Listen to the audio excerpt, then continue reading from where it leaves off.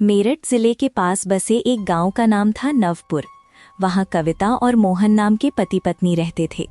मोहन कोई काम धंधा नहीं करता था, पूरा दिन गांव में इधर उधर घूमता रहता था।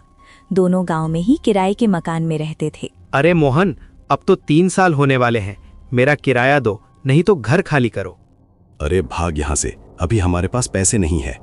मालिक जी, 2 महीने का वक्त दे दो, मैं मेहनत करके पूरा किराया दे दूंगी। पता नहीं कहाँ फंस गया तुम लोगों को घर देकर। इतना कहकर मकान मालिक भवानीलाल वहां से चला जाता है। उसी गांव में एक गरीब औरत रहती थी जिसका नाम धनिया था। उसके पास कोई घर नहीं था, इसलिए वो रोज रात को बरगद के पेड़ के नीचे सोती थी। दिन में वो कटोरा लेकर भीख मांगती फिरती थी। बहन जी, कुछ खाने को दे दो, कई दिनों से भूखी हूँ। रोज रोज आ जाती है, खुद के खाने के लाले पड़े हैं, कल आना। हर दरवाजे पर उसे यही जवाब मिलता, कल आना। एक दिन वो भीख मांगने नहीं आई। अगले दिन उसकी लाश उसी बरगद के नीचे मिलती है। उस दिन के बाद गांव की किस्मत बदल जाती है। रात को गांव में एक काला साया घूमता दिखने लगता है। लोग कहते हैं ये उसी धनिया का साया है। एक रात दरवाजे पर दस्तक होती है। इतनी रात को कौन होगा? तुम जाओ देखो। नहीं, बाहर वो साया घूम कर है। अरे, राधा के पति रोज रात फैक्ट्री से आते हैं, वो नहीं डरते, और तुम? चुप कर, मैं मजाक कर रहा था। जैसे ही मोहन दरवाजा खोलता है, उसके होश उड़ जाते हैं। सामने चुड़ैल कटोरा लेकर खड़ी होती है। मुझे बहुत भूख लगी है, मुझे भीख दे।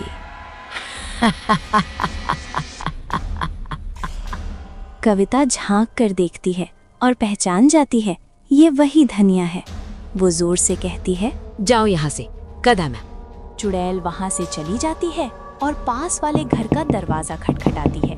वहां रहता था अमित। इतनी रात को कौन आया है? दरवाजा खुलते ही चुड़ैल उसकी गर्दन पकड़ लेती है। मुझे भूख लगी है। और अमित को मारकर घसीटते हुए ले जाती है।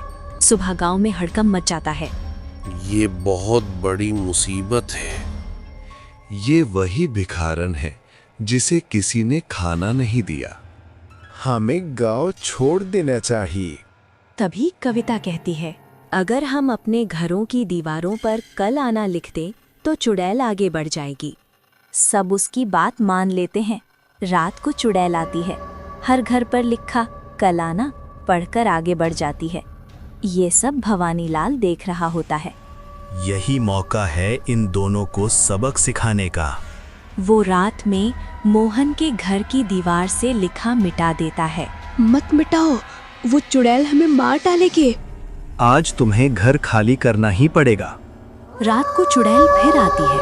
सबके घर सुरक्षित होते हैं सिवाय मोहन कविता के। वो दरवाजा तोड़ने लगती है। दोनों डर के मारे भागते हैं और भवानीलाल के घर पहुंचते हैं। मोहन उसकी दीवार से लिखा मिटा देता है।